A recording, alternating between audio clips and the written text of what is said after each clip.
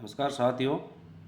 आज हम चैप्टर 3 के चौथे प्रश्न पर डिस्कस करेंगे, जिसका पहला सवाल है 3 की घात 2 गुणा 3 की घात 3। चौथे प्रश्न में भी हमें मान ज्ञात करना है। तो मान ज्ञात करने का मतलब अंश, हर, घात, कोष्ठक सबको सरल करके उनको एक संख्या के रूप में हमें मान प्राप्त करना है। तो देखिए 3 की घात 2, 3 की घात 2 का मतलब हो गया हमें 3 को 2 बार गुणा करना है। तो 3 गुणा 3 कर दिया। अब 3 की घात 3 है तो मतलब 3 की घात 3, 3 को अपने को 3 बार गुणा करना है। तो 3 गुणा 3 गुणा 3 कर दिया। इनको मल्टीप्लाई करना है। अब 3 गुणा 3 9, 3 गुणा 3 9 और फिर ये 3 बच गया। 9 गुणा 9 का मतलब 81 हो गया और गुणा 3 बच गया।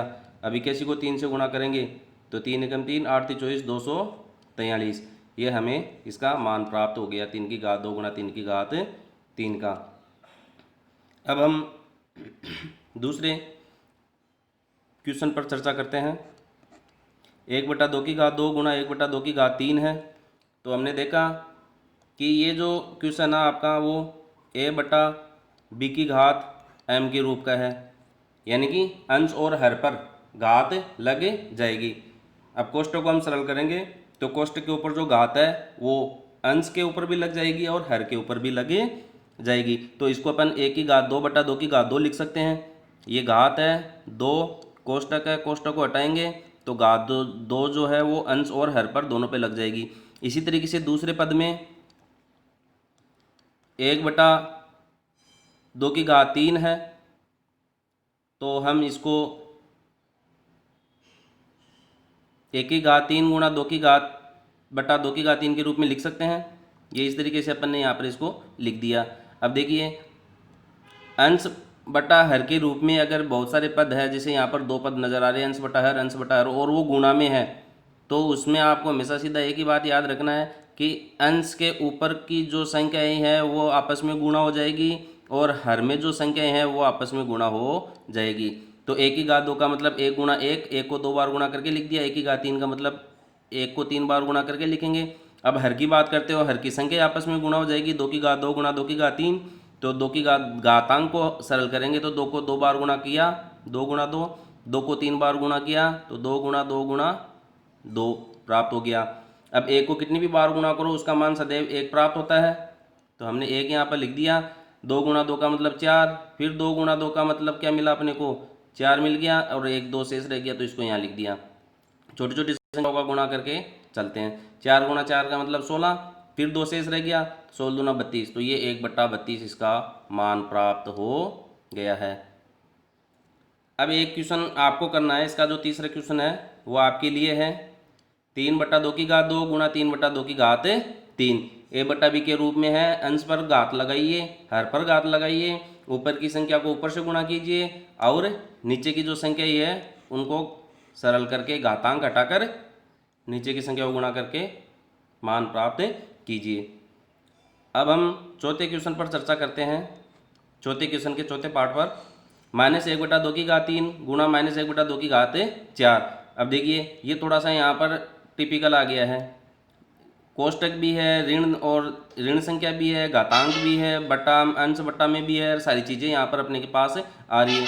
तो हमने एक चीज़ देखी थी, देखो ऋणात्मक संख्या को हल करने का सबसे बढ़िया तरीका मैंने बताया था, अगर कोई ऋणात्मक संख्या है और उस पर घातांक है, अगर वो विषम है तो हमें आंक मीचकर उसका जो परिमाण प्राप्त होगा वो ऋणात्मक प्राप्त होगा, और माइनस की घात अगर सम है तो हमने देखा था कि उसका परिमाण जो है धनात्मक प्राप्त होता है।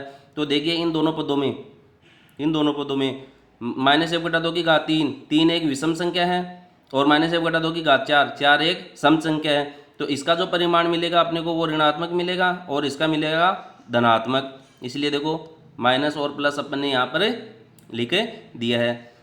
अब एक छोटी सी बात मैं आपको बताऊँ आगे चलने से पहले, हम कैसे पता करें कि कोई संख्या सम है। तो सम संख्या का पता करने के लिए अपन क्या करेंगे कि जो संख्या है, कोई भी संख्या हो जिसका आप पता लगाना चाहते हैं कि वो सम है या विषम, उसके अंदर 2 का भाग दीजिए। अगर वह पूरा पूरा विभाजित होता है, यानी कि उसके अंदर अगर पूरी पूरी बार भाग जाता है, वह पूरा पूरा विभाजित होता है तो वह सम है। तो वह सम संख्या है। दिमाग ही नहीं लगाना ज़्यादा, बस 2 का भाग लगाओ। अब 3 में 2 का भाग लगा के देखिएगा आप। 3 में अगर 2 का भाग देते हैं तो 2 एकम 2, फिर 2 का भाग लगाएंगे, घटाएंगे तो अपने पास शेषफल 1 बच गया। फिर 2 में 1 का भाग जाएगा नहीं तो 1 शेषफल बच गया। हमें शेषफल नहीं प्राप्त होना चाहिए, पूरा पूरा भाग जाना चाहिए। अब यहाँ शेषफल प्राप्त हो गया, इसका मतलब ये एक विषम संख्या है। तो विषम संख्या, ऋणात्मक संख्या पर अगर घात विषम संख्या है तो उसका मान माइनस में प्राप्त होगा, और अगर धनात्मक है और उस पर घात सम है, ऋणात्मक है और घात सम है, तो अपने को धनात्मक मान प्राप्त होगा। तो देखिए ये यहाँ पर अपने को ऋणात्मक मान प्राप्त हो गया और ये धनात्मक मान प्राप्त हो गया। अब इन चिन्हों को ही पहले सरल कर लेते हैं। तो देखो चिन्हों का गुणा में अपन ने बताया था, अगर समान चिन्ह होते हैं और उनका गुणा होता है तो वो हमेशा धनात्मक परिणाम देते हैं, और अगर विपरीत चिन्ह है और उनका गुणा करते हैं तो हमें ऋणात्मक चिन्ह प्राप्त होता है। तो देखिए यहाँ पर विपरीत चिन्ह है, माइनस गुणा प्लस, तो इसका मान प्राप्त हो गया माइनस। अब ए की घात 3 बटा 2 की घात 3 a बटा b की घात m के रूप में इसको सरल कर लिया, तो अंश और हर पर घात लग गई, गुणा दूसरा पद a की घात 4 बटा 2 की घात 4 है। अब देखो 2 पद है अंश बटा हर के रूप में और दोनों के बीच में गुणा का चिन्ह है, तो ऊपर की संख्या का ऊपर की संख्या से गुणा हो जाएगा और नीचे की संख्या का नीचे की संख्या से गुणा हो जाएगा। अब 1 की घात 3 का मतलब 1 हो गया, 1 की घात 4 का मतलब भी 1, 1 गुणा 1 को 1 से गुणा करेंगे तो भी 1, तो अंश में तो अपने को केवल 1 प्राप्त होगा, तो हमने डायरेक्ट 1 यहाँ पर अभी लिख दिया है। अब 2 को 3 बार लिख दिया गुणा करके, 2 गुणा 2 गुणा 2, और फिर 4 बार लिख दिया 2 गुणा 2 गुणा 2 गुणा 2। अब इसको सरल करेंगे तो 2 गुणा 2 का मतलब 4 हो गया, और इस 2 गुणा 2 का मतलब 4 हो गया, फिर 2 गुणा 2 का मतलब 4, 3 बार तो 4 आ गया और फिर 1 बार 2 शेष रह गया। 4 चौक 16, 4 दूनी 8, 16 का 8 बार पाड़ा बोलेंगे आप, 128 मिलेगा। तो देखो ऋणात्मक मान अपने को प्राप्त हो गया है, तो -1 बटा 128 इसका मान मिल गया है। अब एक क्वेश्चन आपको इसका 5वां पार्ट है वो आपको करना है, -2 बटा 5 की घात 2 है गुणा -2 बटा 5 की घात 3 है, इसको आपको सरल करना है। अब देखिए इस जो चौथे सवाल को है इसको एक अन्य रूप में भी अपन देख सकते हैं, आप गौर कीजिएगा। 1 बटा 2 1 बटा 2 आधार समान है, और हमने देखा था कि आधार समान होने पे घातें जुड़ जाती है, ठीक है। तो -1 बटा 2 मान लीजिए इसको आप, जो भी संख्या है वो एक -1 बटा 2 है, तो ये भी -1 बटा 2 है, यानी कि आधार समान हो गया तो घातें जुड़ जाएगी। इसका मतलब -1 बटा 2 की घात कितनी हो जाएगी, 3 + 4 का मतलब 7। ये लो, अब ये थोड़ा सा और शॉर्ट हो गया। अब देखिए ऋणात्मक संख्या पे घात कितनी है, 7 है, 7 में 2 का भाग दीजिए आप, क्या पूरा पूरा जाएगा, नहीं, 2 एकम 2, 2 दूनी 4, 2 तिया 6, 2 चौका 8, तो 7 6 और 8 के बीच में आ रहा है, तो शेषफल 1 बचेगा। इसका मतलब इसका मान हमें ऋणात्मक प्राप्त होने वाला है। और अब इसको सरल करेंगे तो 1 के ऊपर घात 7 लगाओ या ना लगाओ बराबर है, और 2 की घात 7। तो देखिए यहाँ पर हमने जब सरल किया था तो लास्ट में नीचे अपने को 2 का जो गुणनफल है वो 7 बार प्राप्त हुआ था, 1 2 3 4 5 6 7, ये लीजिए। अब 2 की घात 7 का मतलब अपन ने गुणा करके देखा 128 है, तो वही मान अपने को प्राप्त होता है। तो इस तरीके से नए नए तरीके आपको खुद को ही आने लग जाएंगे जब आप अभ्यास करेंगे ना बार बार। बस आप छोटे छोटे सवालों को लेकर हल करें, बड़े सवालों को मत देखो कि बड़ा सवाल है मुझे आता नहीं है, ऐसा कुछ भी नहीं है।